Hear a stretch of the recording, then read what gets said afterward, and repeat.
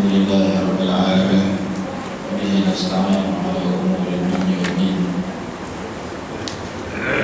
Wassalatu wassalamu ala sayyidina wa maulana Muhammadin asyrafil anbiya'i wal mursalin wa ala alihi wa sahbihi ajma'in. Subhanaka la ilma lana illa ma 'allamtana innaka antal alimul hakim. Rabbi shrah li sadri wa yassir li amri wahlul 'uqdatam min lisani yafqahu qawli. La hawla wa la quwwata illa billahil 'aliyyil 'azim.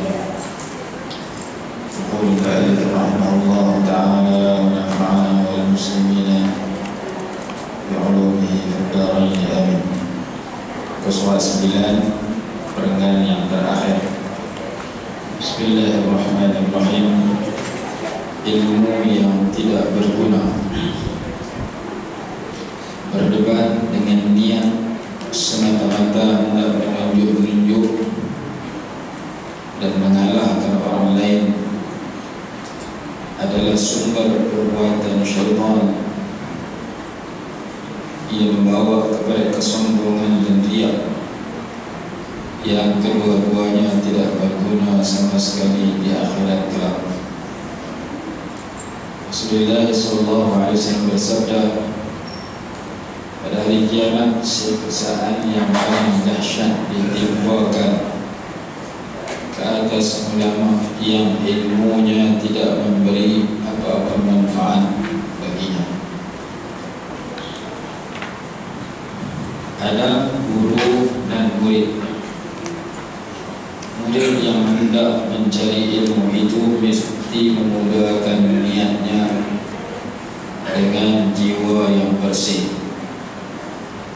jauh dari sifat-sifat buruk, karena ilmu itu adalah ibadah bagi hati. Dia haruslah mendedikasikan hidupnya semata-mata untuk mencari ilmu. Orang-orang Islam di zaman dahulu selalu memberi keutamaan kepada ilmu mengatasi yang lain-lain. Contohnya Imam Ahmad rahimahullahu ta'ala tidak berkahwin melainkan sesudah berusia 40 tahun, 14 tahun. Betul sih, 40 tahun.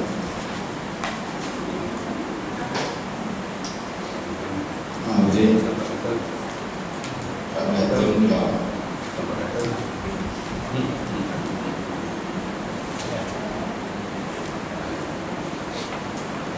Murid itu hendaklah menganggap gurunya sebagai doktor yang merawat pesakitnya. Murid itu hendaklah menyerahkan kebaktian kepada gurunya. Di dalam kitab Fami', bukan Fami', Jami', tulis ganti dengan J. Jami' Bayan Al-Ilmi wa Fadlihi wa Fadlih. Ibnu Abdul Bar rahimahullah ta'ala mengatakan bahawa Ibnu Abbas radhiyallahu anhuma selalu memegang tali kekang haiwan tunggangan Zaid bin Thabit radhiyallahu anhu, lalu berkata, inilah yang perlu kita lakukan terhadap para ulama. Murid haruslah sentiasa berhati-hati agar jangan berasa sombong, kerana ia sifat jahiliyah. Selanjutnya, dia harus pandai menilai sesuatu perkara dan memberi keutamaan kepada pendapat gurunya mengatasi pendapatnya sendiri. Di dalam kitab Ja'ali Akhlaq Ar-Ruh As-Sam, di dalam kitab Wah, anak tu yang main boleh bayar. Ada lagi ni. Kan dia tak muat. Tak ada ni. Ja'ali akhlaq al-rawdah as-sam. Al-Khatib Al-Baghdadi menceritakan bahawa Ali radhiyallahu anhu berkata, para ulama berhak menegur orang awam secara terbuka dan ditegur secara tertutup. Kamu harus duduk di depannya dan elakkan dari membebankan dia dengan soalan yang banyak. Kamu tidak boleh membocorkan rahsianya, mengumpat orang di depannya dan mencari-cari kesalahannya. Pada waktu mula-mula mencari ilmu, murid digalakkan agar jangan memenuhkan fikirannya dengan pelbagai ulama dan guru, supaya fikirannya tidak terganggu. Bagi guru pula, dia haruslah bersabar menanggung beban. Dia harus mendedikasikan usahanya mengajar ilmu demi kerana Allah, bukan untuk mendapatkan hadiah atau pujian dari orang ramai. Para ulama di zaman awal Islam selalu menolak hadiah-hadiah yang diberikan oleh murid-murid mereka. Guru juga harus memberi nasihat kepada muridnya dan bertindak sebaik-baiknya dalam hal ini. Selanjutnya, guru harus mengajar muridnya apa yang murid boleh faham. Lebih penting lagi, para ulama atau guru tersebut harus berkelakuan menurut ilmu yang dimilikinya. Allah Subhanahu wa ta'ala berfirman, "Atamuruna an-nasa bil birri wa tansawna anfusakum wa antum tatluna al-kitaba afala ta'qilun." Surah Al-Baqarah ayat 44. Mengapa kamu suruh orang lain mengerjakan kebaktian sedangkan kamu melupakan dirimu sendiri, padahal kamu membaca Alkitab, yakni Taurat? Maka tidakkah kamu berfikir? Ini kita sambung berkenaan dengan dua tajuk. Yang pertama, ilmu yang tidak berguna. Ilmu yang tidak berguna. Dan yang kedua, ada guru dan murid. Ilmu yang tidak berguna, yakni ilmu yang dituntut hanya untuk bertengkar dengan orang. Dan lepas pada bertengkar, dia nak tunjuk kata dia tu hebat, sombong dan angkuh, riak, main pada diri dia, sedangkan dia sendiri pun tak mengamalkan apa yang dia belajar itu. Ini satu penyakit penuntut ilmu. Apabila seorang itu menuntut ilmu sekadar nak bagi tunjuk kepada masyarakat bahawasanya dia orang yang ada ilmu hebat, takat tu saja, tetapi peribadi dia bercanggah dengan ilmu yang dia tuntut. Kelaku dia orang tak boleh tumbang, maka ilmu itu tidak berguna. Ilmu itu tetap ada pada lidah dia, tapi dalam hatinya sebaliknya, amalannya sebaliknya. Cakap pandai subuh pukul 8, ataupun tak semayang terus. Ada orang isi percakapan dia pandai, tapi tindakan dia melakukan perkara yang bercanggah dengan apa yang dia cakap. Ini satu amalan yang diberikan oleh Nabi SAW. Pada hari kiamat, siksaan yang paling dahsyat ditimpakan ke atas ulama yang ilmunya tidak memberi manfaat baginya. Dalam kitab Matan Zubat dia kata, fa'alimun bi'ilmihi lam ya'malan mu'adzabun min qabli ubadil wazan. Orang yang berilmu tidak beramal disiksa terlebih dahulu daripada penyembah berhala, supaya dia cuci dosa-dosa kesalahannya.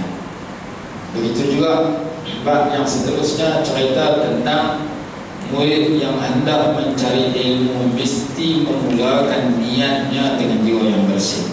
Bukan kata ilmu, semua perbuatan kita mesti dengan niat yang bersih. Kita nak semayang, nak puasa, mengeluarkan zakat, ni tak sampai 2 minggu lagi kita nak puasa, maka perlu kepada niat yang ikhlas semua perbuatan. Lebih-lebih lagi ilmu. Kerana sebagaimana kita semayang, kita kena niat kerana Allah, kerana dia ibadat. Begitu juga menuntut ilmu, dia kena niat kerana Allah, kerana menuntut ilmu juga ibadat. Menuntut ilmu adalah berbuat. Menuntut ilmu juga adalah ibadat. Disebut lembaga yang ketiga, ia adalah ibadat hati. Kita berwudu kena niat wudu kerana Allah Ta'ala. Kita semayang sunat, kita niat kerana Allah. Kalau kita tak niat kerana Allah, untuk semayang sah kata ulama. Tapi kita biasa kita niat muqabid. Kalau kita semayang yang kita wajib niat ketika takbiratul ihram tu, sahaja aku sembahyang fardu zuhur, itu yang wajib 4 rakaat mengikut imam tunai kerana Allah Ta'ala itu sunat. Dan niat pun memang sembahyang kerana Allah, tak buat kerana Allah tak jadi. Orang tanya apa hukum seseorang itu puasa tapi tak sembahyang. Lalu ulama jawab, kalau dia puasa tak sembahyang, macam dia sembahyang riak dan macam dia sembahyang dengan pakai kain curi. Dia nak sembahyang yang terlekong dah, dia curi yang jirannya. Dia nak sembahyang yang berikat dada, yang berikat dia tak elok murah, dia curi yang berikat gajah duduk, dia gajah ciri. Yang berikat aku murah, tak ada gajah. Dia curi dia berikat gajah duduk, kawan dia suka dia berikat gajah duduk.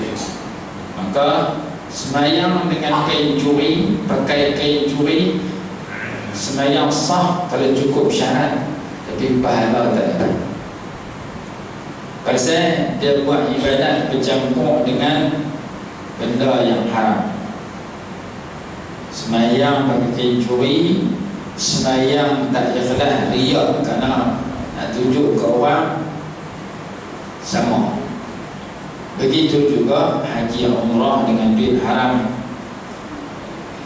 Begitu juga mayang puasa tapi tak semayang. 3-4 contoh tu dibicarakan oleh ulama. Ulama buat contoh apabila seorang yang puasa tapi semayang 5 waktu tak ada langsung ataupun tak cukup, puasa dia sah kalau dia tak makan, dia tak minum, tak melakukan perkara batalkan puasa, tapi pahala tak dapat, ataupun penerimaan Allah Ta'ala tidak berlaku. Allah tak terima ibadat yang tak sempurna, kerana semayang tu lebih tinggi daripada puasa.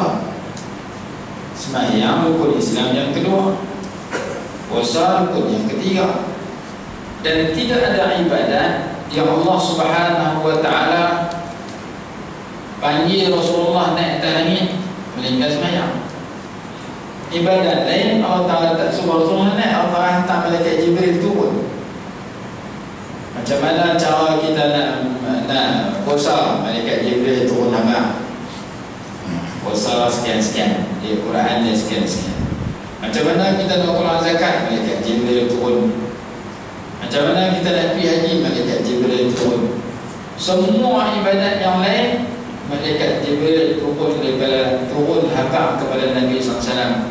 Macam mana nak berjiran cara Islam, macam mana nak merantah negeri cara Islam, macam mana nak berkawan cara Islam, macam mana nak nikah cara Islam, macam mana semua benda-benda lain di 30 juzuk Quran tu, malaikat Jibril turun. Tapi semayang tak, malaikat Jibril naik Rasulullah ni buat lain. Nabi berulang alik antara Allah Ta'ala dengan Nabi Musa sehingga 50 menjadi 5. Lepas tu baru turun, baru balik semayang. Duk isu tu pun malaikat Jibril main waktu mana? Lohor. Itu yang nama semayang Zuhar. Zuhar mana semayang yang mula Zuhar. Zuhar mana muncul. Sumia Zuhar di anu awal salatin Zuhar. Zaharat. Sembahyang yang pertama zahir atas muka bumi daripada sembahyang 5 waktu adalah sembahyang zuhur. Hari mula awal waktu. Awal waktu doa dekat Jibril turun ajar Rasulullah sembahyang macam ni 4 rakaat. Lepas tu mai waktu asar ajar lagi dekat Jibril turun ajar lagi sembahyang macam ni 4 rakaat. Mai maghrib 3, mai isya 4, mai subuh 2. Tu hari mula. Hari kedua malaikat Jibril turun akhir waktu. Zuhur di akhir waktu, asar di akhir waktu, maghrib waktu yang sama. Kalau maghrib waktu pendek. Lepas tu isya akhir waktu, subuh akhir waktu. Kalau malaikat Jibril kata kepada Nabi SAW, wal waktu ma baina hadain. Waktu yang 5 waktu antara dua, antara hari mula kemarin dengan hari kedua, iaitu waktu mula, hari mula, waktu kedua, waktu akhir, hari kedua.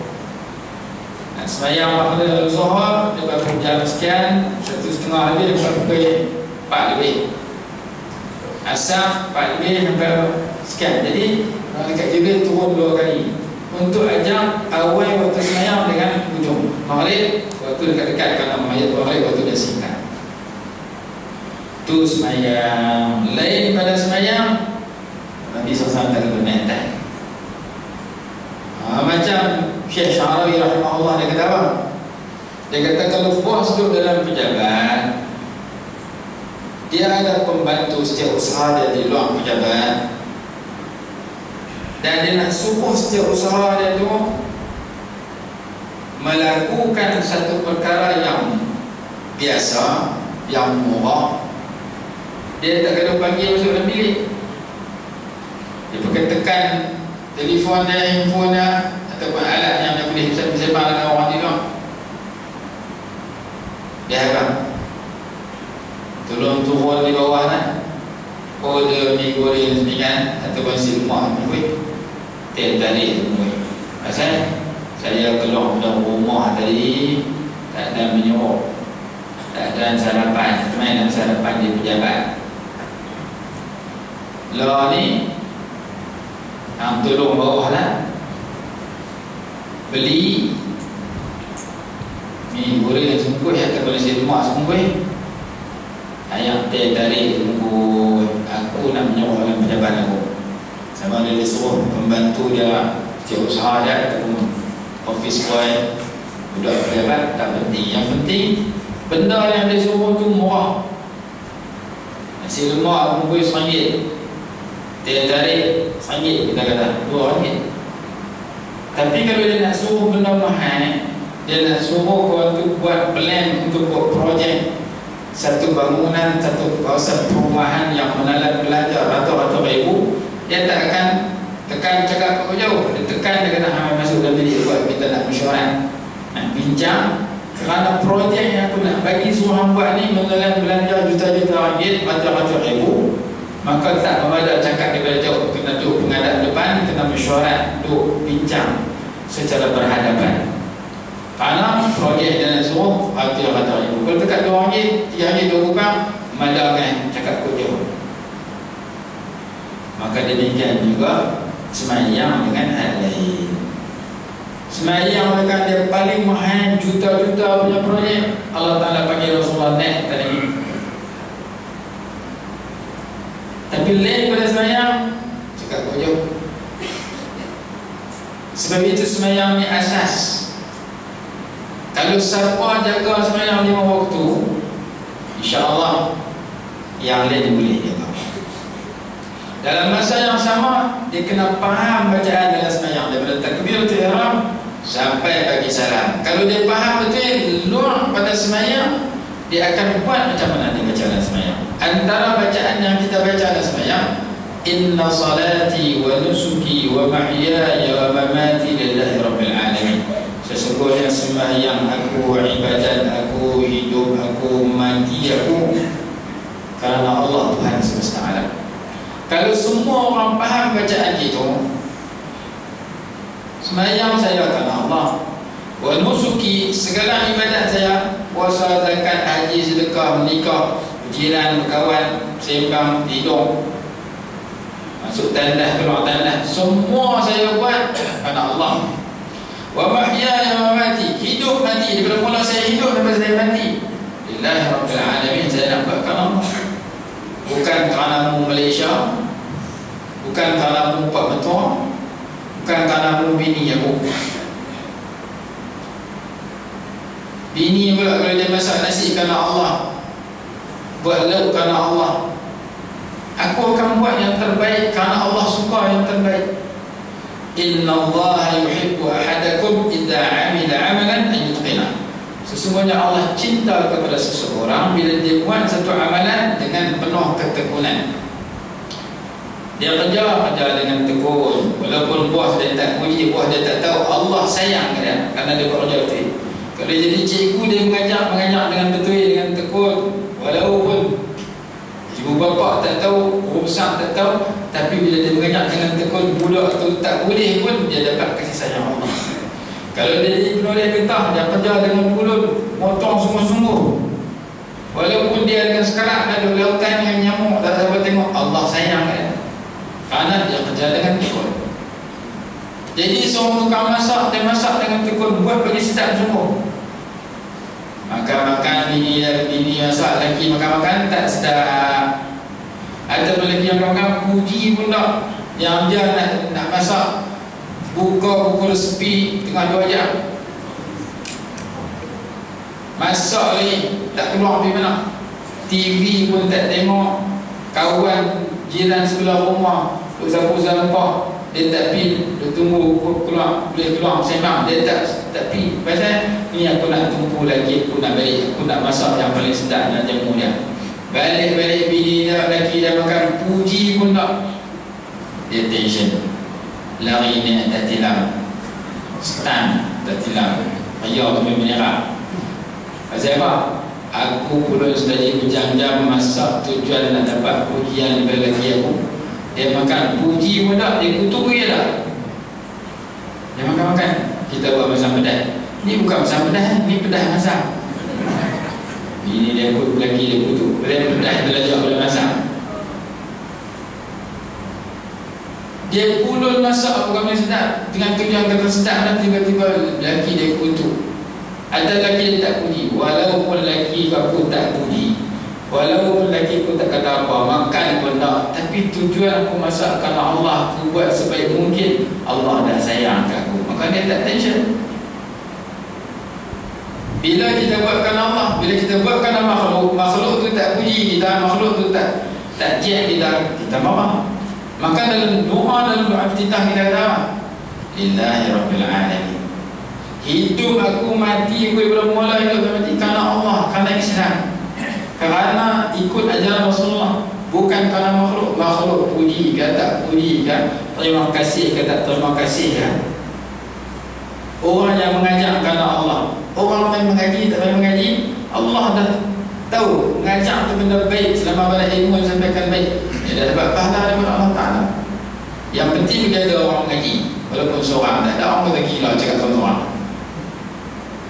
Dia kata aku pulun nak mengajar, yang mengaji seorang, tak apa, ada juga orang mengaji. Kalau dia kata aku pulun nak mengajar, tak ada sebab mengaji, aku mengajar juga, tu orang tangkap kopi tadi rambutan.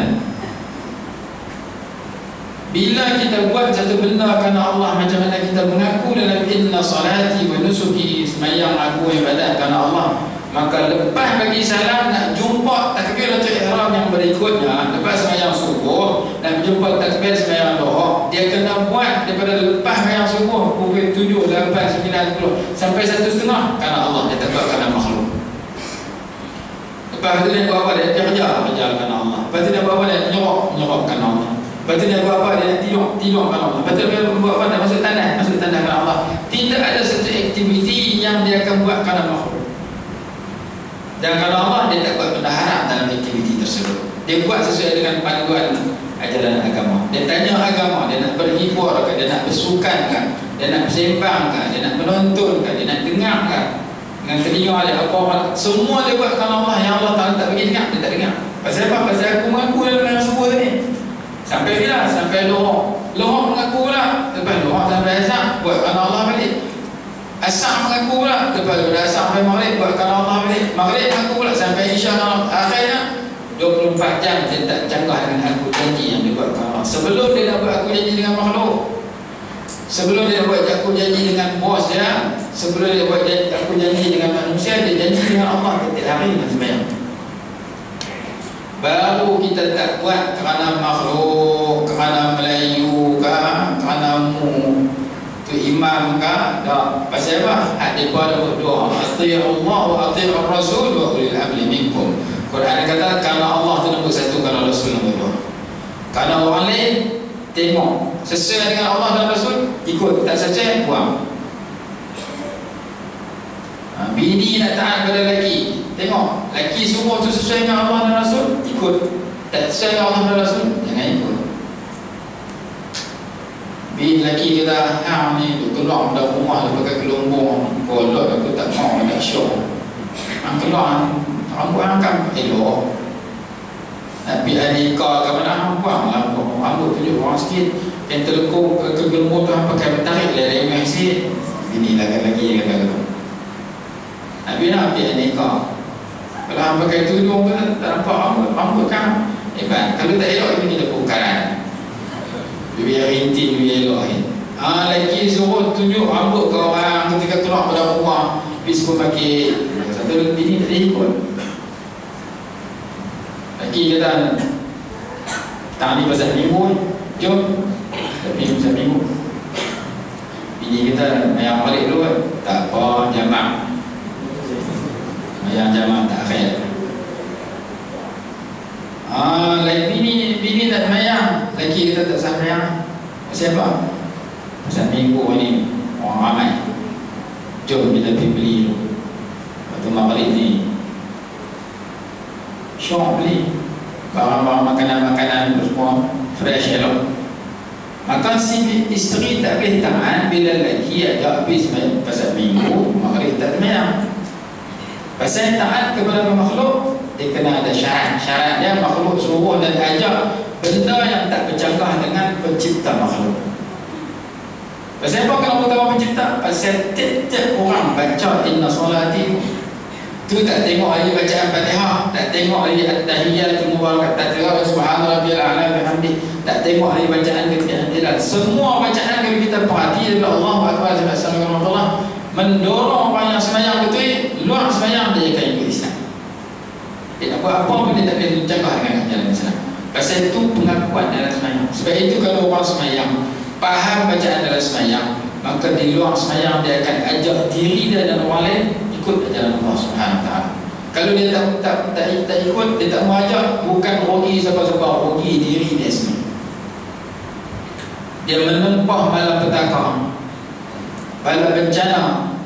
Bila dia buat bersanggah dengan inna salati wa nusuki wa mahyaya wa mamati lillahi rabbil alamin.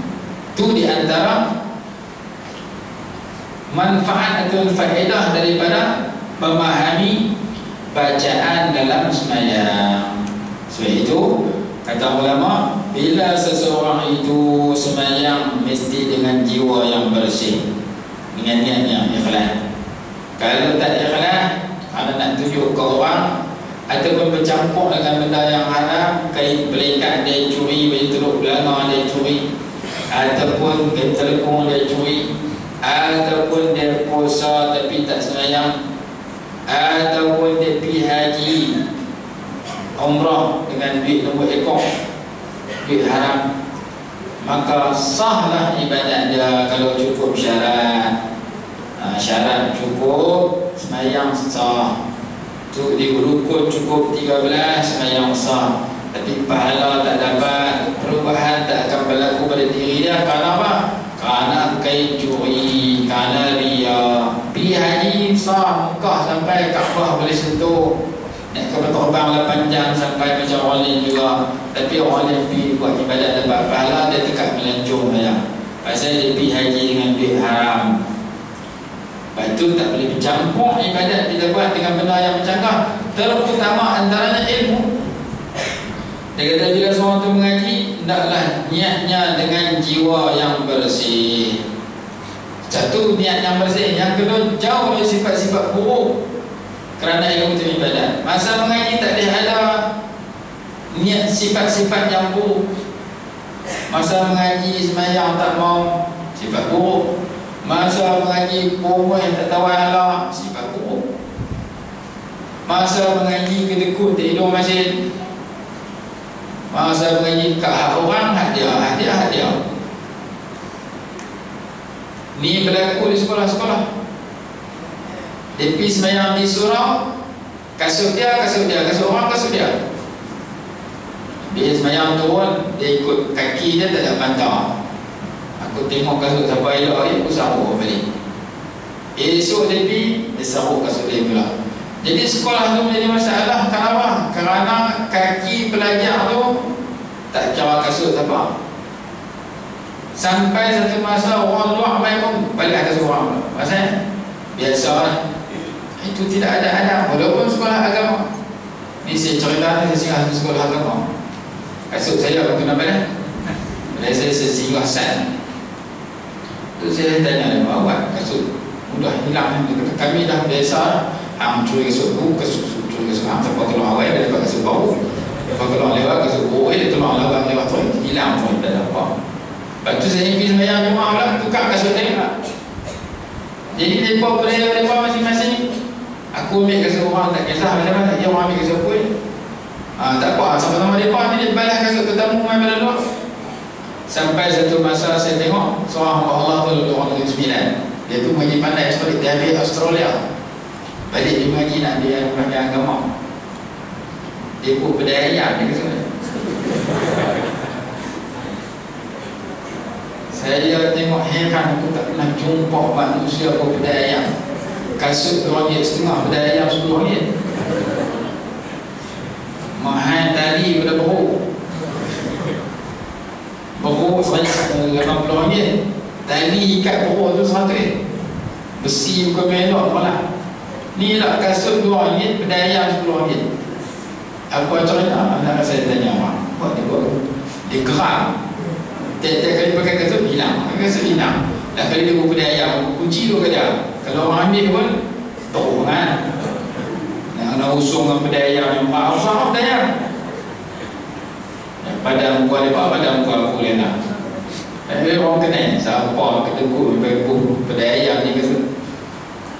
Pasal budaya sekolah tu hilang kasut perkara biasa. Kita mengaji harinya kata siapa nak dapat ilmu sifat-sifat buruk, sifat mencuri, tu curi hak di tangga surau. Mu tak masuk curi di asrama. Kawan ambil lauk tak, lepas tu nak pergi basuh tangan. Memang tu tinggal nasi jajan lauk hilang. Curi lauk. Pak dia main hantar poti Pak Zaki satu tim. Main hantar apa beris, main hantar ubat gigi, main hantar beli. Dia curi habis. Ubat gigi curi tak apa, beli gigi pun balas. Ini budaya di sebahagian sekolah yang tak mengamalkan apa yang kita baca. Dia berasa dia buat salah. Padahal nak cari ilmu ni nak dapat, kena curi betul baru dapat. Dia benda yang paling berharga. Tuhan perangai pelajar, tak masuk ke perangai orang tepi sekolah. Macam kami di Mesir mengaji dalam Universiti Azhar tu, Tok Syekh hebat. Tapi aku tepi Universiti Azhar tu semayang pun tak kadang-kadang.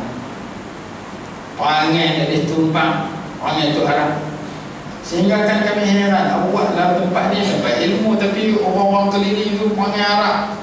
Kadang-kadang kasar, kadang-kadang tak betul kita. Ulama kata kita nak dapat ilmu kena sebab macam orang nak dapat madu lebah. Hak asli original dalam hutan. Dia nak ambil madu lebah tu mahal. Tapi dia kena sebab disengat oleh lebah. Kadang-kadang dia 3,000 bubuk dia. Walaupun dia jampi ambuih dengan asap lah apa namanya lebah tuang dia ada dia nak dapat madu yang asli, yang berharga, yang mahal. Dia kena sabar menghadapi nyamuk yang ada keliling tu. Kadang-kadang dalam hutan tu ada lintah, kadang-kadang buruk meligan, kadang-kadang madu lebah tu main sengat dia. Pasal apa? Pasal cari ni madu pasal minggu belum tentu original. Madu di supermarket kadang-kadang dia campur gula merah. Madu yang dapat ni 100% asli. Madu asli nak dapat kena pergi masuk lautan sendiri. Tapi dalam hutan sebelum nak dapat madu, keliling dalam madu tu ada lebah. Lebah tu kalau dia sengat, kena sabar untuk nak dapat hak original. Tak mau kena sengat lebah, ambil pergi pasal minggu. Tapi hak tu belum tentu betul. Kadang dia campur. Zaman law ni tiruan banyak. Dewa Basiak pun dia bertiru. Dewa Basiak ni ada negara Arab di Siam dia berkata tak? Dok. Di Siam ni tapi Adidas pun tiru, Rolex, jam Rolex pun tiru. Jam agak mahal pergi ke Siam tengok. Nama sama, tengok bentuk sama, padahal dia mau orang lah. Dia tiru ke semua. Madu lebah pun ada tiru.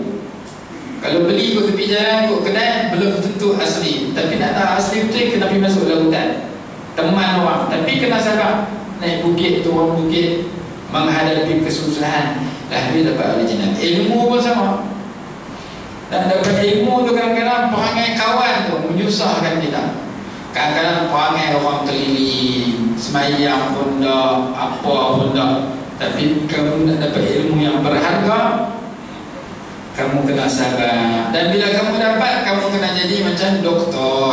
Kita baca di malam pagi ni ada buku. Seorang yang berilmu tu dia kena jadi macam doktor. Seorang yang mengaji dia kena jadi pesakit yang jumpa doktor. Orang sakit jumpa doktor, suruh cek dulu. Wahai doktor, cek saya ni rasa sakit. Doktor kata sakit apa? Sakit perut. Cek. Sakit apa? Pening kepala. Sakit apa? Sakit dada. Kita harapkan doktor pesakit penyakit. Doktor pun bagi ubat yang sudah cek dulu. Dia tak percaya terus. Dia bukan terima apa penyakit sakit abang. Tak. Dia cek ubat apa yang sesuai, tahap mana yang sesuai. Kalau demam, ubat demam mana yang sesuai. Bagi-bagi tak lega, tukar ubat lain pula. Dia kena yang pertama cek penyakit, bagi pasti. Yang kedua dia bagi ubat sesuai dengan pesakit, penyakit itu. Kemudian kalau semua tak semua, dia tukar yang jenis lain pula. Dia tak bagi warna yang sama, 3 kali B, 3 kali ubat yang sama. Tak, dia bagi yang sesuai. Dan kalau pesakit itu marah kat doktor, doktor tak marah lagi. Kita pergi hospital tunggu orang sakit. Saya tunggu dulu almarhum mak saya sakit. Tunggu doktor baik. Saya tengok keliling-keliling orang sakit. Bukan sama. Doktor pun yang main bukan sama. Kadang sombong tak mau cakap dengan pesakit. Doktor Cina main. Pesakit pun cakap lah anak ramah dan senyum pula, apa pula. Dia cucuk-cucuk, dia tuang pula. Ada doktor main bagus cakap dengan pesakit. Ada yang sebaliknya, pesakit yang cengeng ke doktor. Dia main nak tumpang suruh doktor berubat dah. Dia marah ke doktor. Doktor cucuk dia. Dia kata tenang doktor ni, cucuk aku sakit. Dia nak tenang doktor, dia duduk atas katil. Dia sakit, dia tidur atas katil. Boleh nak tenang doktor pasal dia risau masa sihat. Silap dia tenang, saya tenang. Bila dia main sakit, duduk atas katil, doktor main cucuk dia kasar. Dia kata nak tenang doktor. Doktor kata hang kaki tak angkat nak tenang aku. Tenang dia tu katil. Pernah doktor bila orang pesakit marah ke dia, dia marah dia. Pesakit dia cucuk paha belah kiri. Orang tu sakit, dia angkat kaki kanan, tenang doktor. Doktor makin terhajang balik dia tu katil. Hang lawan aku sihat, hang sakit. Hang marah aku, cucuk mati terus hang. Mana ada doktor kerja tu, kalau ada kena buat kerja. Pasal doktor ni kerja dan etika kerja dia. Aku sebagai doktor, daripada aku mengaji bab doktor sampai aku jadi doktor, kerja aku membantu pesakit. Pesakit yang sakit sekian aku bagi ubat sekian. Sakit kepala aku tak bagi ubat, sakit perut. Sakit perut aku tak bagi ubat, sakit telinga, bagi yang sesuai. Tujuannya nak menyembuhkan penyakit dia atau nak meringankan penyakit dia. Dan penyakit pesakit yang dia jumpa macam ada yang sederhana, ada yang teruk, ada yang tak tahu mana, ada muda, ada tua, ada lelaki, ada perempuan. Maka dia kena menghadapi pesakit sebagai seorang yang bersikap kerja aku nak bantu kamu. Dan pesakit tu ada yang bagus, ada yang pomah, ada yang cengeng. Kalau pesakit tu marah ke dia, kalau pesakit tu busuk, dia kena ambil tutup hidung, tapi dia kena mendekati pesakit. Tujuan apa? Nak bantu dia bagi dia sihat. Karena doktor tugas dia merawat untuk menyembuhkan dan menyelamatkan pesakit. Hanya mati 2-3 hari, bagi tahan 2-3 tahun lagi, bagi tahan lama. Hak sakit teruk, bagi ringan. Hak sakit ringan, dia lega terus. Dan kalau pesakit tu marahkan doktor, tendang doktor, maki doktor, pasal apa? Pesakit tu gila. Doktor tak maki dia balik. Doktor pun kadang nak cek orang gila. Dia ambil penapis, dia ambil ayam setimba. Lepas tu dia tak timba sebelah. Dia nak cek dia gila, dia lega tak lega. Saya cuba cedok ayam buah tu lah, bagi penuh. Orang gila tu kata, doktor gila lah, suruh angkat ayam dengan penapis, bagi penuh. Mana boleh doktor kena kata gila? Pasal orang gila tu cerdik je lah. Dia kata doktor gila, nak cedok ayam dengan penapis, buah yang timba sebelah. Doktor bijak, hang yang gila kata kat aku gila, tapi aku nak cek, kena kat aku balik. Doktor marah tu tak. Jadi kalau pesakit tu maki hamun doktor sekalipun, doktor tak maki hamun balik. Kalau pesakit tu tenang doktor, masa doktor cucuk dari kaki sebelah, paha sebelah dia sakit, dia tenang kaki kanan, doktor tu tak tenang balik jatuh kaki. Pasal apa? Pasal tugas aku, hang marah kat aku, hang maki aku, hang tenang aku. Tugas aku bukan tenang hang balik, tapi membantu kamu untuk sihat. Ulama pun sedemikian. Orang alim kena jadi macam doktor. Walaupun dia jumpa orang tak mau sembahyang, tak mau mengaji, dia kena berdoa, Allahumma hdi qaumi fa innahum la ya'lamun. Ya Allah, bagi hidayah supaya mereka sembahyang, bagi hidayah supaya mereka mengaji. Mereka tak tahu kata pentingnya sembahyang, pentingnya mengaji. Kalau mereka tahu, mereka tak tinggal sembahyang. Yang mereka tak mau sembahyang, tak mau mengaji, tak mau singgah tempat mengaji, kerana mereka tak tahu. Bila mengaji cerita neraka, cerita alam kubur, cerita tentang mahsyar, cerita tentang sirat, cerita yang benda yang akan ditemui oleh semua manusia, sehingga akan dia hidup 60 tahun. Bila dia tengok akhirat, berasa hidup sah. Ka'annahum yawma yarawnaha lam yalbathu illa 'ashiyatan aw duhaha. Manusia yang mati, masa dia mati, dia tengok akhirat, dia bermasa hidupnya 60 tahun macam asyiyah, sepetang, atau duhaha, atau seduha. Seduha apa mana? Bila masa waktu duha? Pukul 7.30. Habis waktu duha 1.30. Duha masuk 27 minit setelah terbit matahari. Berakhirnya duha pukul lohor. Itu pendapat yang pertama dalam kitab Hasyiah Qalyubi wa Umairah. Baik, 7.30 berapa? 7.30, 7.30, 8.30, 9.30, 10.30, 11.30, 12.30, 1.30 jam. Orang yang hidup 60 tahun di dunia, bila dia mati, dia merasa 10 tahun itu semua sejam. Pasal dia tengok akhirat yang tidak ada kesudahan. Sehingga kan seorang ulama dari petani, dia kata kita kalau tengok nombor yang paling banyak ni 9. 9, kalau campur 9, tulis 9 lepas beladan, nama dia 99. Tulis lepas beladan satu lagi 9, jadi 999. Tulis lagi 9 sebelah dia, jadi 9,999. Tulis lagi, tambah sampai jadi 9,900,000. Tulis. Jangan bagi dia boleh berhenti. Itulah akhirat. Kalau kita tulis nombor, kita berhenti, kita boleh baca. Ni kita tulis, jangan bagi berhenti. Kita tulis daripada Kuala Lumpur sampai Siam, tulisan nombor 9. Jangan berhenti sampai habis. Maka akhirat sebenarnya, akhirat tidak ada kesudahan. Walaupun di hujung kamu 99 tahun, 66 tahun, tapi bila kamu di akhirat bukan 99 tahun, bukan 9 juta tahun, bukan 9 bilion tahun, tapi tak ada kesudahan.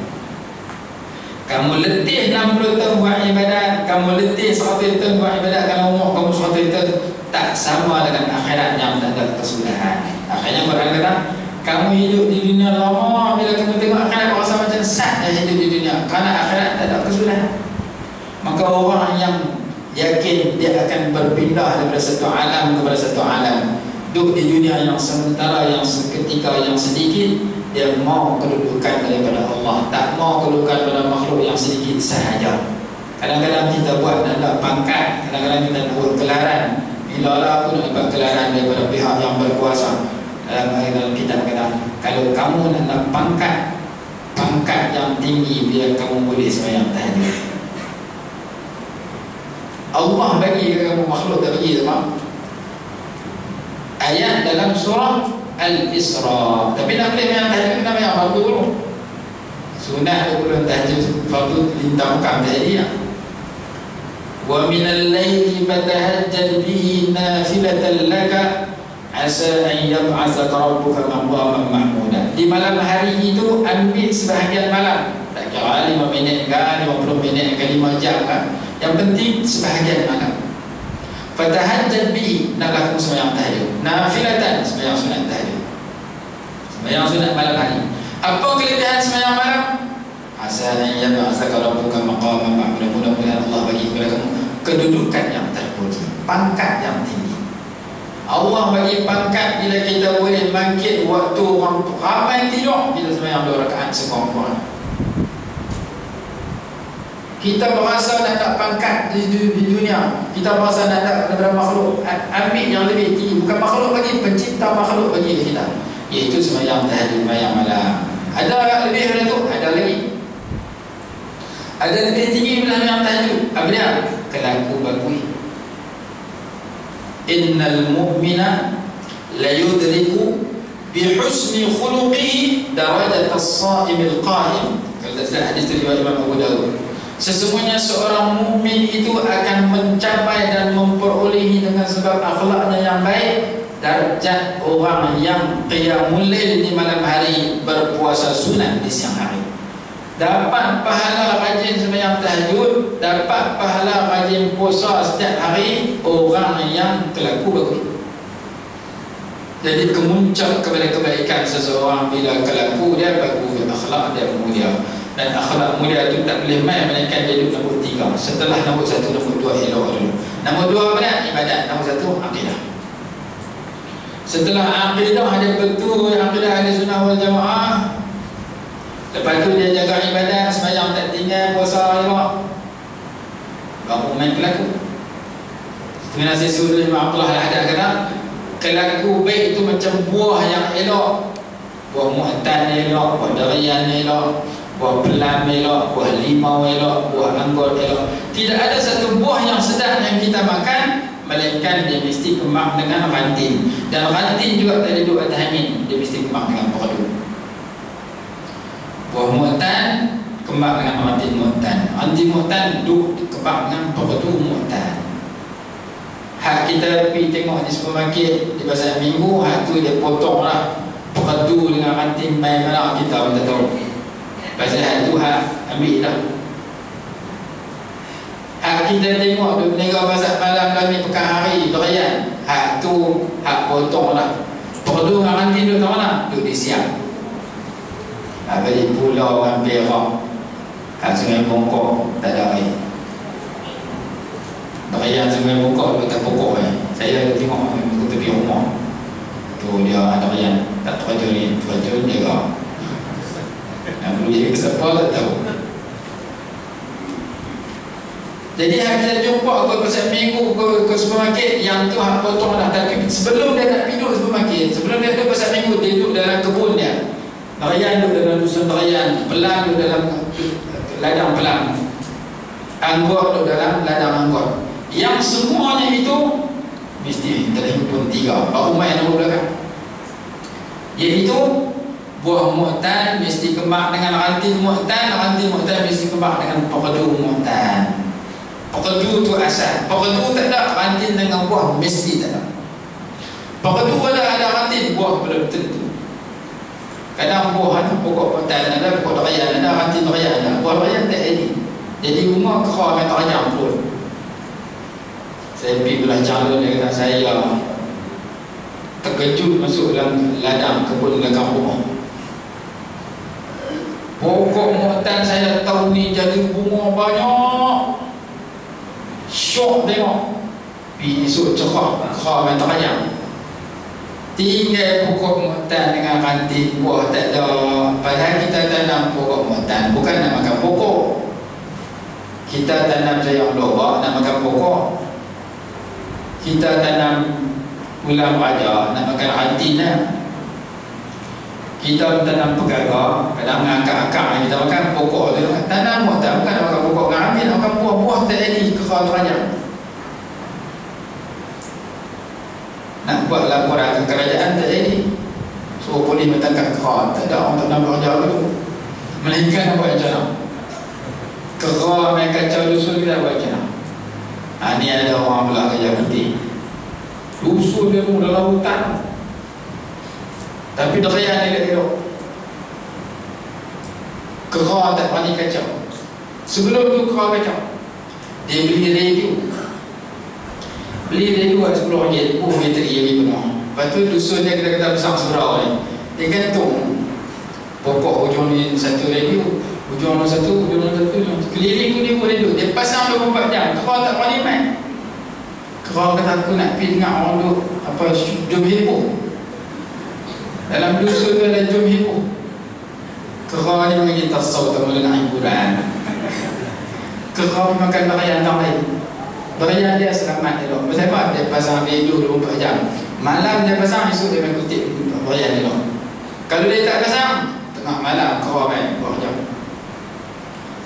Jadi kita tanam muatan, kita nak makan buah muatan yang baik.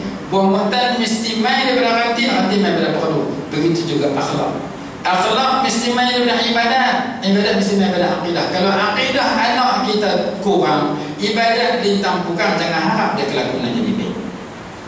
Kelaku tak akan baik kalau sembahyang tak cukup. Sembahyang tu ibadat.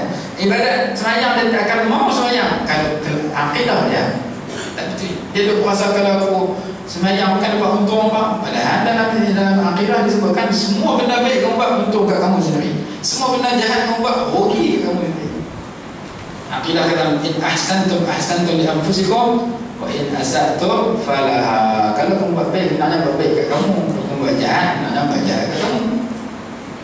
Kalau semua orang pegang akidah tu, dia akan cari benda baik kerana untuk dirinya dulu kebaikan ni. Aku sembahyang untuk kat aku, hati aku tenang, hidup aku bahagia, kerja buat aku berkat, rezeki murah, bagi sembahyang lagi murah rezeki.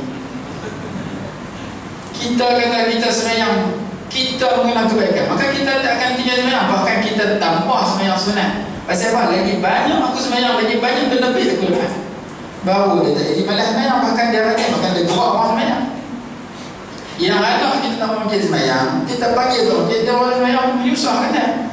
Aku tak sembahyang, mudah lagi buat sembahyang orang. Nanti tua seorang kalau rajin sembahyang, tu pun kalau rajin.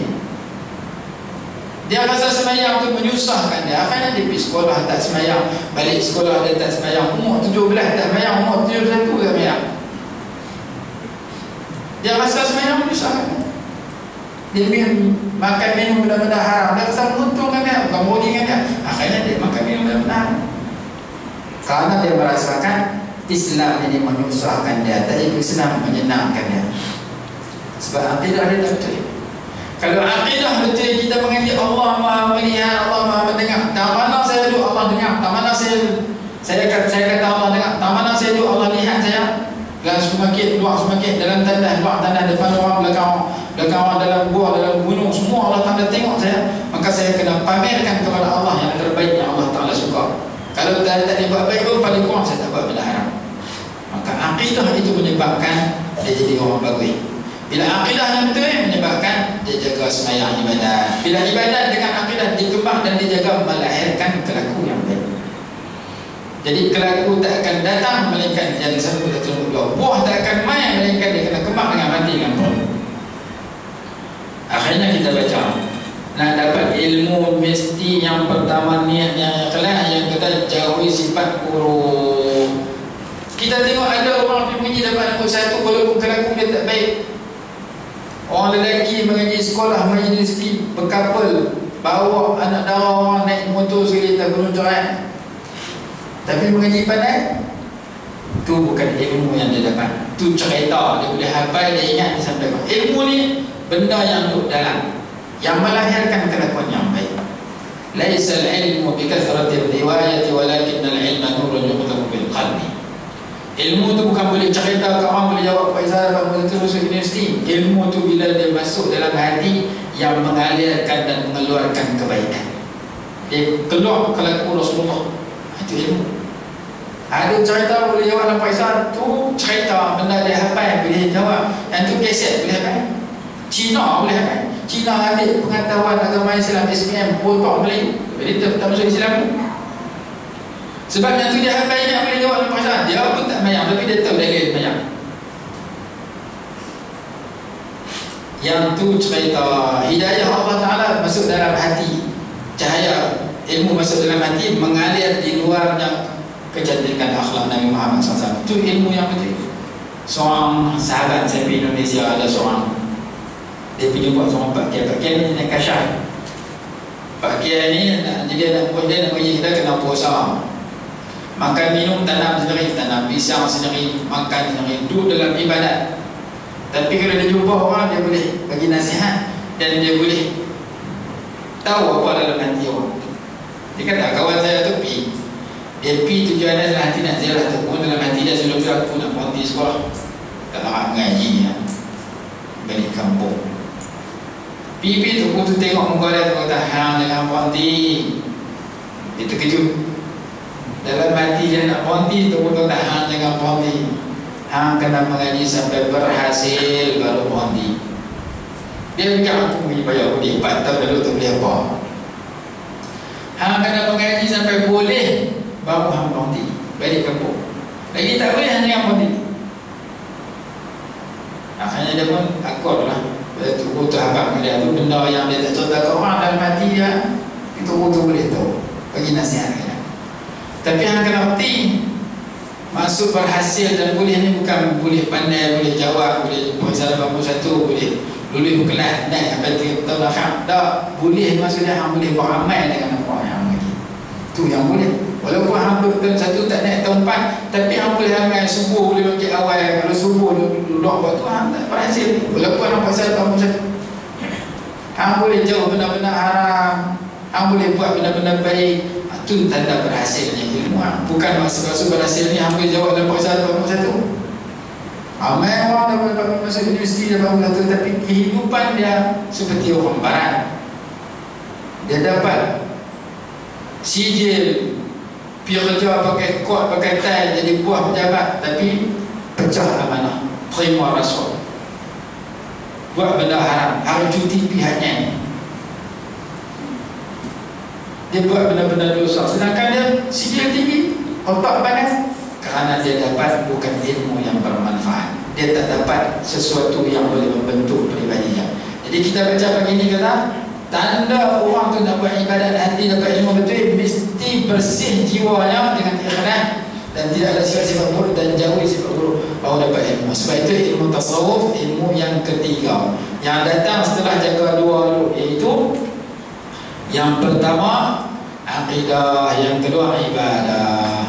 Masa mudah sejarah, kita baca soalan dulu. Ada soalan yang baru, minggu lepas ada takbir, 20 minggu lepas ada 1-2 soalan sebelum kita berhenti minggu sebelum. Bismillahirrahmanirrahim.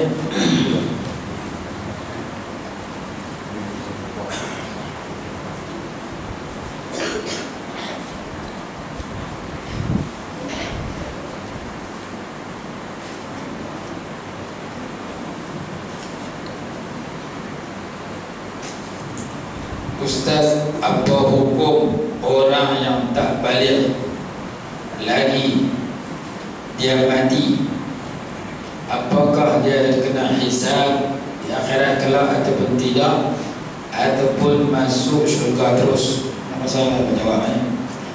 Kalau kita mengaji bab talqin, ada satu kitab karangan Al-Imam Ibn As-Sakhawi, nama dia Al-Idah wa Tabhid di masalah talqin.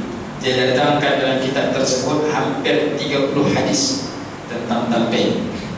Kemudian disebut bahawasanya sekiranya orang yang mati itu kanak-kanak belum balik, tidak disunatkan talqin. Yang talqin ni orang sudah balik. Kenapa tak disunatkan talqin? Orang yang mati belum balik masuk syurga terus. Kalau dia orang Islam masuk syurga sebagai ahli syurga, mengikut akidah ibu bapanya. Kalau mak pak dia dua Islam, dia Islam. Mak pak dia Islam, mak dia kafir. Mak dia kafir, pak dia Islam, dia kira Islam. Dia kira ikut agama mana yang paling tinggi antara dua ibu bapanya. Kalau mak pak dia kafir, dia mati belum balik, dia masuk syurga. Cuma dia jadi pelayan dalam syurga. Dia masuk syurga tu kerana dia belum balik, mati sebagai seorang yang belum balik. Dibicarakan dalam kitab At-Tazkirah fi Ahwal al-Maut wa Umur al-Akhirah. Soalan yang seterusnya, seorang Islam yang tidak bersolat, dia orang Islam tapi malas sembahyang, tidak meminati majlis ilmu, ngaji tak mau, atau tidak meminati ke masjid tak mau bayang dah masjid, tapi orang bayang Jumaat dia duduk lain. Bila ditanya katanya tidak mendapat hidayah daripada Allah Ta'ala, persoalannya, adakah betul? Bukankah Allah Ta'ala beri kita otak untuk berfikir, atau belum mendapat hidayah? Ni jawapan yang tak betul. Dia kata Allah Ta'ala tak bagi petunjuk, tak bagi hidayah, benda tak elok dia tak bayang, dia sendak ke Allah Ta'ala. Sedangkan Islam macam benda elok sendak ke Allah Ta'ala, tak elok sendak pada diri dia. Ma asabaka min hasanatin fa min Allah. Apa benda baik kamu dapat, ayat surah An-Nisa. Benda baik kamu dapat ni Allah Ta'ala bagi. Siapa hang bayang waktu tak tinggal, Allah Ta'ala bagi. Hang siapa boleh pergi haji umrah, Allah Ta'ala bagi. Hang siapa boleh dapat anak cerdik, Allah Ta'ala bagi. Jadi benda-benda bagus itu kita senang pada Allah. Dalam Quran kata hada min fadli rabbi, ni limpah kurnia Allah kan. Hang ni jadi orang kaya, Allah Ta'ala bagi. Apa benda kita dapat benda baik, kita kena pandang Allah Ta'ala bagi, supaya kita tak belagak. Hang ni badan banyak, Allah Ta'ala bagi. Hang ilmu banyak, Allah Ta'ala bagi. Tapi kalau benda buruk, jangan kata Allah, bersopan dengan Allah. Hang ni sakit, wah kena aku mungkin tak pandai jaga kesihatan. Hang ni anak hang bodoh, orang ni dapat 41, anak hang dapat 41. Mungkin aku tak pandai didik anak aku, mungkin aku jamu ni stop duit, tak betul. Jadi benda-benda tak elok senang pada diri sendiri. Itu adab kita dengan Allah. Hang ni tak sembahyang, Allah Ta'ala bagi, tak betul. Hang sembahyang aja, Allah Ta'ala bagi, betul. Pasal apa? Pasal Allah tunjuk kat kita semua. Tunjuk tahu lah. Quran kata inna hadainahu as-sabila imma syakiran wa imma kafura. Setiap bagi Jumaat kita baca inna hadaina, kami sesungguhnya kami bagi hidayah. Kami tunjuk kat kamu as-sabil, jalan baik, jalan jahat. Sembahyang jalan baik, tak sembahyang jalan jahat. Sembahyang jalan syurga, tak sembahyang jalan neraka. Kamu yang nak jadi imma syakiran wa imma kafura, sama ada orang syukur atau kufur. Kita yang dah mengaji, kita juga diberi jalan. Kamu dapat kebaikan kalau mengaji seorang. Kalau mengajar orang, kamu dapat kebaikan lagi bertambah. Tinggal kita nak ajak, kata ajak. Nak kempen, kata kempen. Kita dah kempen orang tak membayar juga. Berarti salah dia orang. Tapi dia patut sanak pada Allah, kena sanak pada diri sendiri. Pasal kat mereka ada usaha, Allah Ta'ala beri tenaga yang sihat, otak yang waras untuk berfikir. Tiba-tiba mereka tak mau fikir apa kesalahan duk kat mereka yang tak mau sembahyang, yang tak mau. Kita ajak, kita baca doa, minta Allah Ta'ala buka pintu hati mereka, bagi hidayah kat mereka semua. Sebab kita baca ihdina dalam Fatihah kat kita dengan kat mereka. Ihdina bagi hidayah lah kepada kami. Kami sayang dengan wali, saya yang baca dan sembahyang dengan wali yang tak sembahyang lagi. Saya yang masuk Islam dengan wali yang tak masuk Islam lagi. Saya yang masuk Islam, wali yang masuk Islam tapi tak sembahyang dengan wali yang tak sembahyang lagi. Kita minta kat kita kat dia, kat seramai mungkin yang kita boleh minta, menyebabkan kita tak sandak benda buruk itu kepada Allah Ta'ala. Kerana Allah Ta'ala bagi peluang dan usaha kepada seseorang. Jangan tunggu makan pun kita tak tunggu. Time makan kita pergi ambil nasi bola pinggan, lepas tu cukak bola mulut kepak telan. Kalau kata kalau hang siapa makan hang mencari tak sembahyang, tak pimpin sembahyang. Orang masuk waktu patutnya pergi sembahyang tutup aurat, pergi duduk dekat jalan sembahyang dah habis, dia kata tak dapat hidayah, Allah Ta'ala tak pilih lagi, tak bagi. Tak makan dia tak tunggu pun. Cuba dia tunggu ke orang ajak makan hang tunggu. Kalau Allah Ta'ala kehendak lagi pun kenyang ke nasi memang masuk dalam mulut aku sendiri. Tak makan hang pergi cari hang makan hang telan. Tak sembahyang hang tak pergi cari sejadah, hang tak pergi cari sekolah, hang tak pergi cari surau masjid. Tak mengaji hang tak pergi dengar orang mengajar. Hang tak mau pergi usaha, tak makan hang usaha ke siang malam duduk tempat kerja. Kerja pejabat pukul 8 pagi pukul 5 petang. Tak cari rezeki hang pakai elok pergi cari rezeki. Hang pergi masuk dalam kebun getah, hang motong dengan sekat-sekat orang hang badan. Tak rezeki hang puluh, tak ibadat hang kata Allah Ta'ala tak bagi hidayah. Tunggu ibadat hidayah tu masuk hang. Tak kenal. Tak makan kita tak buat macam sembahyang, kita nanti dapat hidayah aku sembahyang, nanti sampai masa rezeki main masuk dalam bukit tapi kita pergi cari, kita usaha. Tangan dunia kita usaha, tangan akhirat kita tak usaha. Betul kita kata Allah Ta'ala tak bagi. Itu korang sopan dengan Allah, tak betul. Sebagaimana kita minta rezeki dalam sembahyang, warzuqni rabbi ighfir warhamni warzuqni, bagi rezeki kat saya luar sembahyang kita pergi cari. Maka kita minta hidayah dalam sembahyang, luar sembahyang kita cari hidayah. Sama-sama minta dalam sembahyang, Dina bagi hidayah, luar sembahyang tak mau mengaji. Tapi tak rezeki, warzuqni bagi rezeki kat saya. Luar sembahyang tak boleh pergi cari rezeki. Tengah sembahyang kau ingat projek ni, lupa Fatihah. Dan kau lupa rakaat 3 ke 4 dia kata projek rezeki dia masuk tengah sembahyang. Baca Fatihah dan kau tak cukup 7 ayat. Pasal apa? Rezeki dia ganggu pemikiran dia. Duk fikir ke rezeki, fikir ke cari makan, fikir ke kebun dia dan sebagainya, menyebabkan sembahyang pun ganggu. Berapa ramai orang sembahyang ingat kepada rezeki, berapa ramai orang yang duduk cari rezeki ingat kat sembahyang. Hak ramai tengah sembahyang ingat ke duit. Hak sikit tengah cari duit ingat ke sembahyang. Itu sikit. Tengah duduk di pasar, masa balik masa ni lohor aku nak pergi sembahyang Jumaat. Tengah duduk pejabat, masuk lohor aku nak pergi sembahyang Jumaat, nak pergi cari masjid surau. Waktu rehat lohor dia pergi cari masjid sikit. Hak banyak ada dalam masjid banyak kerja. Kata ulama kata berapa banyak orang duduk dalam masjid banyak luar masjid, begitu sikit orang luar masjid banyak dalam masjid. Duduk dalam masjid atas sejadah tu imam pun lupa rakaat. Pasal apa? Banyak luar. Tapi duduk luar banyak dalam masjid sikit.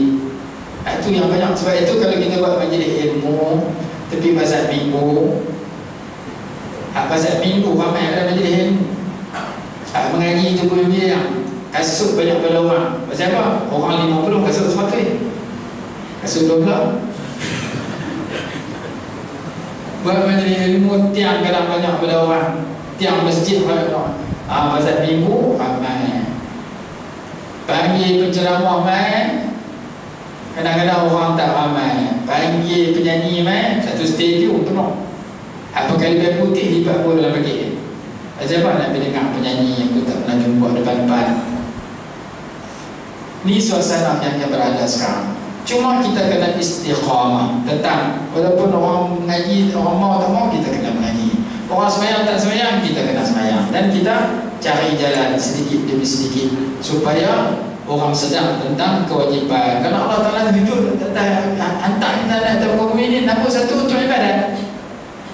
Wa ma khalaqtul jinna wal insa illa liya'budun. Betul, kita cari cari rezeki untuk membantu ibadat kita.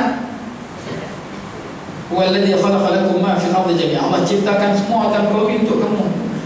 Lalu ayam, ikan, sayur, momoktan untuk kita. Makanan saya tadi nak bilang. Lembu satu jenisnya rumput. Itu pun kadang-kadang makan garang tu kita pisau.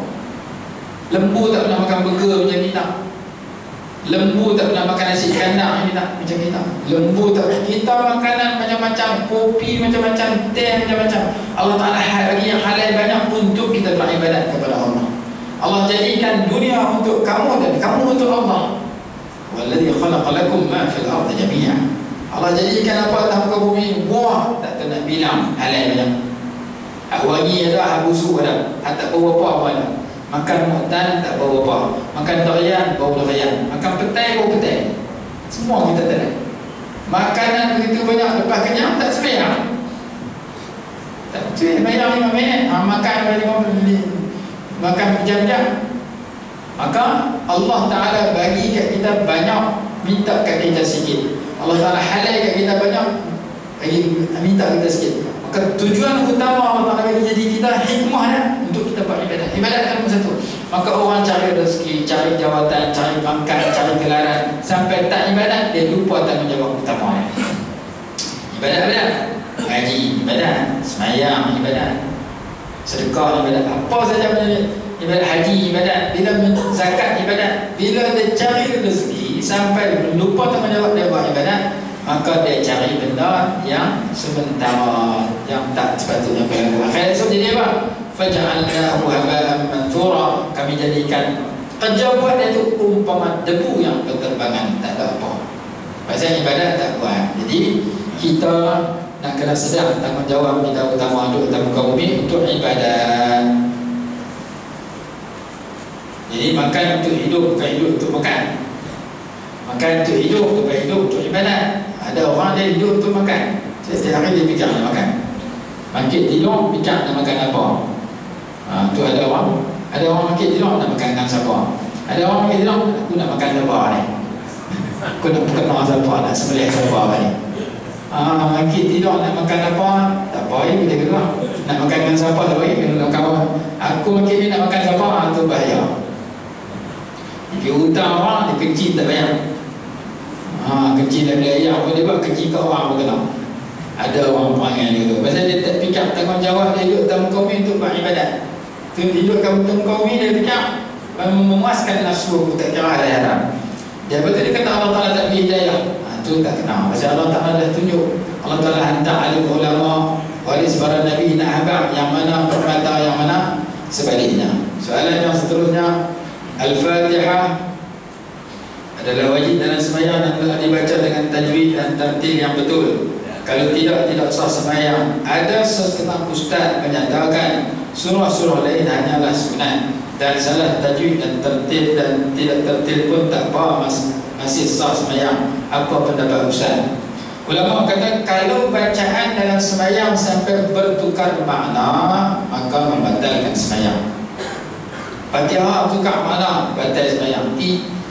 Siratal ladzina an'amta 'alaihim, jalan orang-orang yang Engkau beri nikmat. Dia baca siratal ladzina an'amtu 'alaihim, jalan orang-orang yang aku bagi nikmat, Engkau jadi aku.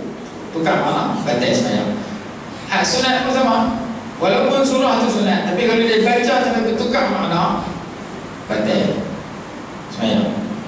Karena makna dalam perkataan dalam bahasa Arab ni, dia tukar titik, tukar mana, tukar baris, tukar mana. Kalau betul sampai dia baca sampai bertukar mana, maka batalkan sembahyang. Walaupun yang sunat, dia tahu lah kata tukar mana, dia baca juga bertukar mana, lari makna Quraisy, maka batal sembahyang.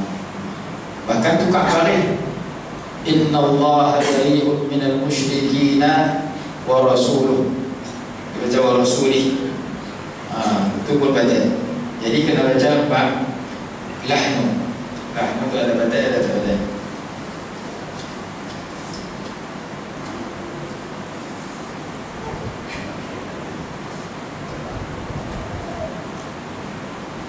Apakah yang dikatakan pasrah dan redha dalam pengajian tasawuf? Tinggi soalan. Tafwid, serah pada Allah Ta'ala. Kita berusaha, kemudian kita berserah pada Allah. Lepas tu kita dapat apa yang Allah bagi, kita redha, setuju dengan pemberian Allah. Setelah kita berusaha, kita berusaha betul-betul, tiba-tiba dapat yang apa juga yang kita dapat, kita redha.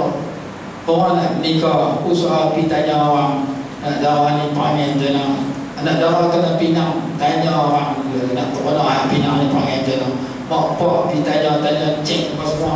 Lepas tu semayang istikharah. Yang ada beritahu bagus nak darah ni, makan bersopan, kelaku bagus, ibadat bagus, semayang selalu awal waktu, nikah makan kuat. Masa pergi menengok makan 2-3 mulut dah. Makan pun buka mulut sikit-sikit. Lepas nikah makan ngomong luar pada buat betul. Sekali mengadap sekat periuk. Masa pergi menengok makan setengah spirit bagus. Masa itu tengok dalam mayang mana? Mayang waktu pukul 6 mayang, pukul 6 mayang. Nikah juga pukul 9, 6 kali. Nak buat macam mana orang kata silap. Masa menengok tu puasa elok dah. Rupanya dia berlakon. Dapat nikah, dapat tak ketahuan. Maka setelah kita berusaha, tiba-tiba dapat sebaliknya, kita kena redha dan kita kena betul dekat mana kita boleh betul. Seorang lelaki zaman dulu, seorang perempuan zaman dulu, dia tu segak tak ada orang dalam kampung. Dia menikah, dapat lelaki paling hulu. Lelaki dia cukup hulu, dia seorang segak lelaki hulu. Orang tengok lah, pelik dia ni. Bini putih, lelaki hitam, jadi tercicau. Bini segak, lelaki hulu.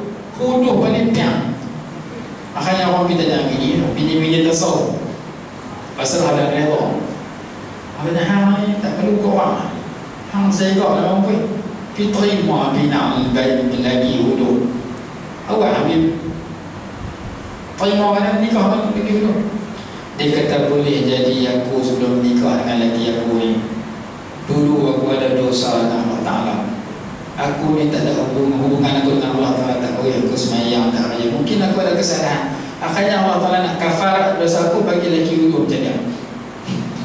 Dan lelaki aku ni lebih hulu. Mungkin sebelum dia nikah aku dia ni orang baik. Ada kebaikan dan Allah Ta'ala suka kebaikan dia. Hadiah ke dia. Bini segak macam aku. Dengar kalau lelaki lagi kata jangan ulang lah.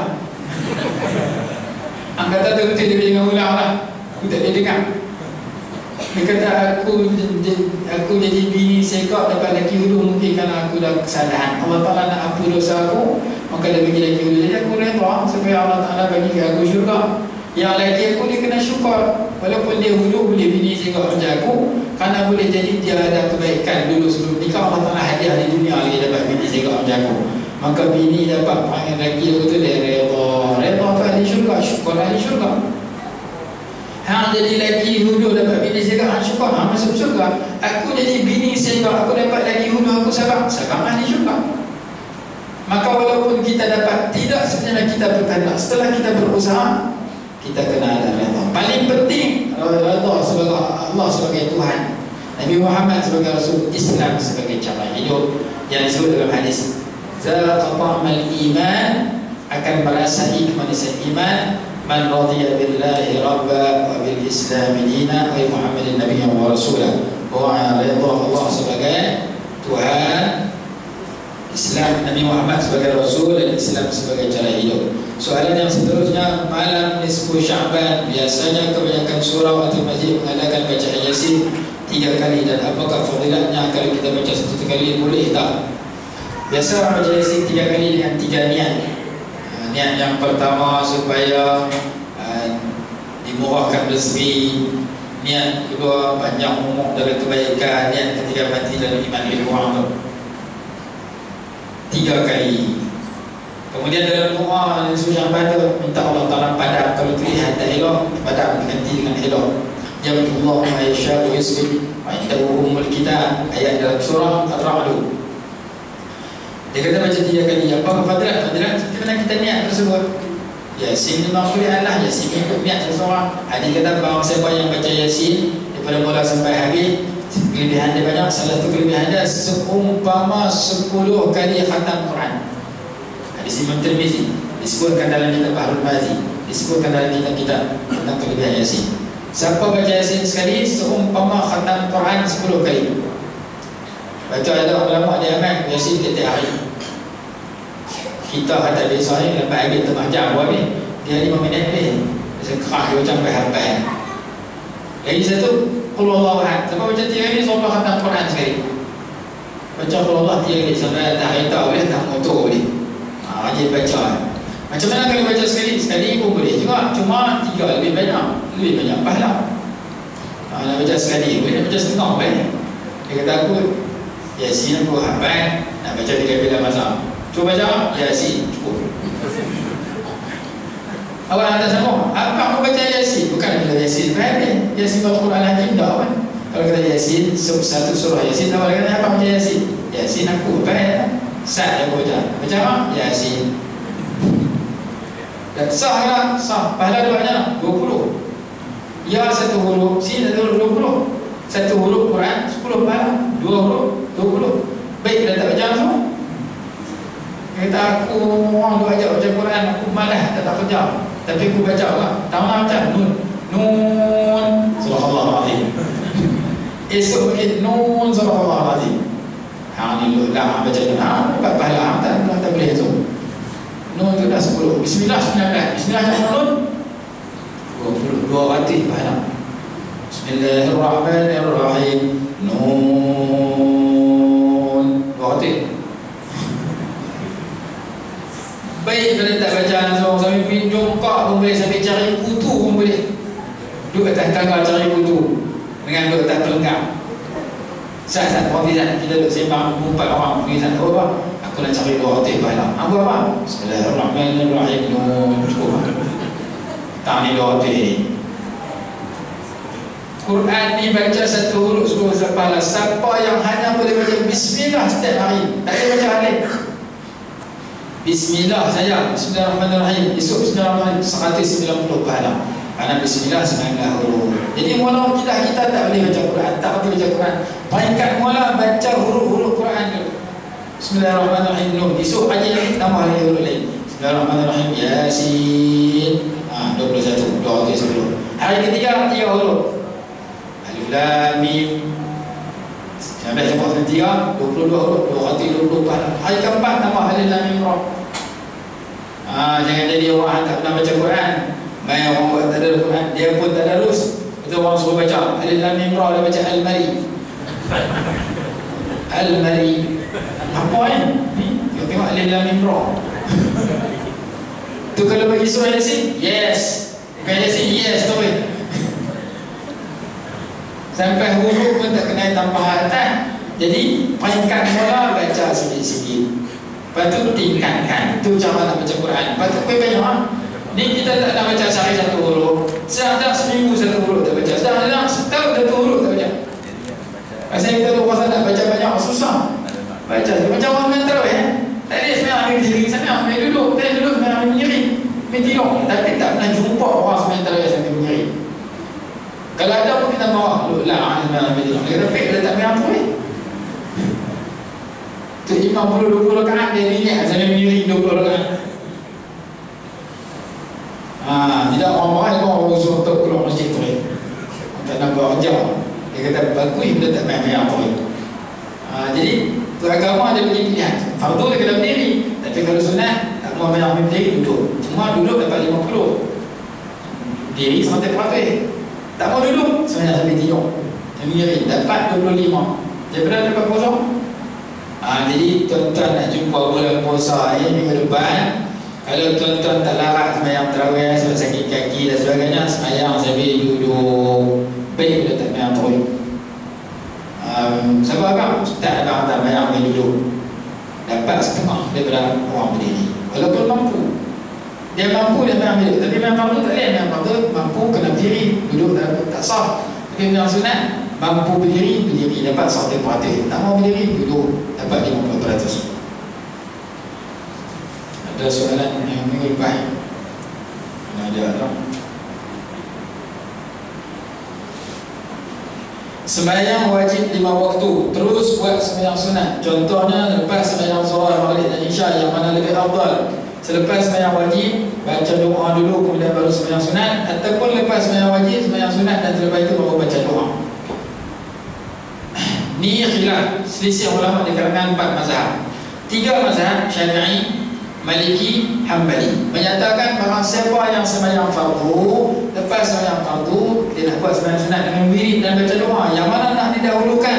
Ulama 3 mazhab kata wirid dulu, baca doa dulu, baru sembahyang sunat. Pasal apa? Pasal waktu sunat itu akan berakhir apabila berakhirnya sembahyang waktu sembahyang. Masuknya waktu sembahyang sunat ya setelah selesai sembahyang zuhur, sembahyang fardu. Contoh kita sembahyang zuhur. Habis sembahyang zuhur, masuklah waktu sembahyang ba'diyah zuhur. Kalau kita tak sembahyang zuhur, jangan sembahyang ni. Masuk ke 1.5. kita masuk ke masjid. Nak buat apa? Nak semayang qabliyah zuhur dengan ba'diyah. Luhur mayang air, dah air. Kalau luhur tak mayang qabliyah boleh, ba'diyah tak boleh. Ba'diyah semayang setelah sunat, setelah zuhur, setelah maghrib, setelah isya, masuk waktu setelah selesai fardu itu. Lagi fardu itu tak apa, tak masuk. Itu satu. Jadi seseorang yang nak semayang ba'diyah zuhur, dia kena selesai dengan zuhur dulu. Lepas tu mayang zuhur. Bila berakhir waktu ba'diyah zuhur, berakhir waktu zuhur. Jadi kita semayang fardu zuhur, lepas tu kita berdiri, lepas tu kita baca doa, lepas tu kita mayang ba'diyah zuhur. Kalau ba'diyah zuhur pukul 2, pukul 3, pukul 4, 4:15 minit, 4:20 minit, boleh semayang ba'diyah zuhur. Lagi tak masuk asar. Maka waktu ba'diyah asar, zuhur, isya panjang. Maghrib lagi tak ada waktu, boleh. Maka mazhab Syafi'i, Maliki dengan Hanbali menyatakan bahawa siapa yang semayang fardu, peradi wirid dulu, peradi baca doa dulu, patut mayang sunat. Nak mayang di masjid boleh, surah boleh, mayang di rumah boleh. Yang paling baik boleh mayang di rumah, tak dapat ikhlas atau kuat. Itu untuk 3 mazhab. Untuk mazhab Hanafi lah, mazhab Hanafi wirid sikit yang semayang. Sebab tu kita tengok orang India, Pakistan yang main tabligh apa semua main-main wirid sikit pergi semayang. Kita orang Melayu, kita Syafi'i pun tiru sama. Dia keluar tabligh, dia tiru sama kita. Maulana aku lepas semayang isya, lepas maghrib terus cari tiang belakang lok terus semayang. Maulana mazhab Hanafi, mazhab Syafi'i. Kalau ada orang wirid sikit pergi semayang, biasanya dia ikut mazhab Hanafi. Kalau orang wirid sampai habis lebih panjang doa, iaitu 3 mazhab. Jadi terpulang lagi dah. Yang penting semayang, baik dia tak semayang terus. Dia kata, bila berkelih juga, ni apa, orang wirid tak habis semayang lah. Kami bagi 3 mazhab, kata-kata wirid dulu, betul semayang. Dia kata, baik dia tak semayang terus. Ada marah aku mungkin semayang awal. Kalau aku belah boleh tak semayang terus, pada muka aku, pada muka hang. Benda sunat dalam kali terpulang. Kita nak ambil yang baik, ambil yang ramai. Soalan yang seterusnya, jika terdapat bulu kucing di atas sejadah, sahkah sembahyang di atas sejadah tersebut? Jangan ambil kena bulu kucing. Kalau seorang 2 orang dimaafkan, kalau banyak dia najis yang tidak dimaafkan. Jadi kalau ada bulu kucing di atas sejadah, kain dulu, bersihkan dulu. Kalau bulu kucing duduk atas haibah kita dan sebagainya, kalau banyak menyebabkan kita tanggung najis. Bulu kucing yang tertanggal dari badannya, adakah dia bersih atau dikira najis? Jawapan dia najis. Bulu kucing yang tak putih di badan dia bersih. Dia duduk tak haibah kita, dia duduk tak, kita sujud, dia menek atas belakang kita, semayang kita sah. Tapi kalau putih, duduk atas belakang kita, duduk atas sejadah kita, duduk di pakaian kita, dia adalah najis. Berdasarkan kepada hadis yang berbunyi, ma quti'a min hayyin kamaitatihi, sesuatu yang terputus daripada sesuatu yang masih hidup macam mayat dia. Manusia bila mati, mayat dia bersih. Masa hidup, kaki dia putih, tangan dia putih, kuku dia putih, rambut dia putih, bersih. Tapi kalau kucing, masa hidup dia bersih, masa mati jadi bangkai, masa hidup putih daripada badan dia, ekor dia jadi najis.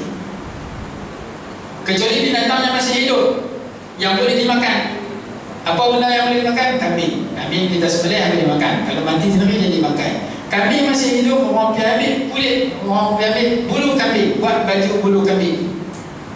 Ambil bila? Kambing tengah duduk rilek makan rumput, tak sedap apa, dia pergi ketam bulu kambing, ambil buat baju, baju itu bersih. Kenapa? Kerana ambil tengah kambing masih hidup, tapi kambing geram. Siapa nak mampu ambil bulu aku duduk hidup ni, kesian kambing. Tapi hukum dia bersih. Kenapa? Kambing binatang yang boleh dimakan. Kalau kita ambil masih hidup, dia adalah bersih. Jadi soalan dia tentang bulu kucing. Orang tanya, oleh saya sembang orang mana? Ulah orang banyak. Dicerita ada seorang ustaz yang bertengkar di Terengganu tentang ayat dia burung merpati. Burung melayang-layang. Orang layang-layang kan orang ambil ayat dia, dia buat ubat. Buat apa? Makanan dia. Ayat liang boleh. Burung layang-layang kita tak boleh makan dah, tapi ayat liang boleh macam mana? Kita tengok cop halal je lah. Itu cara kampung. Boleh tak boleh ada cop halal? Cara halal.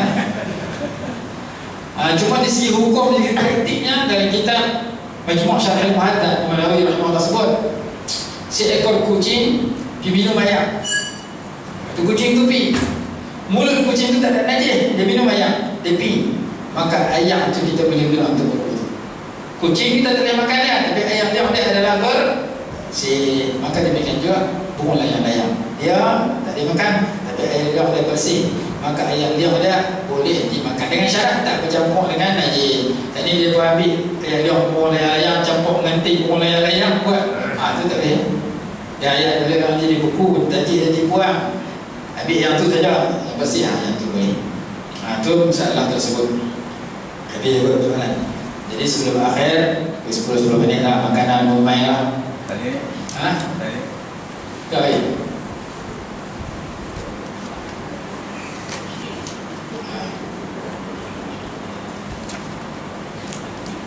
Ya, insyaAllah. Kita buat tahlil secara ringkas untuk Tuan Haji, keluarga Tuan Penui kita, Tuan Haji Mustafa, dan saya dia akan jadi penghuni pondok kita, salah seorang daripada penghuni baru kita.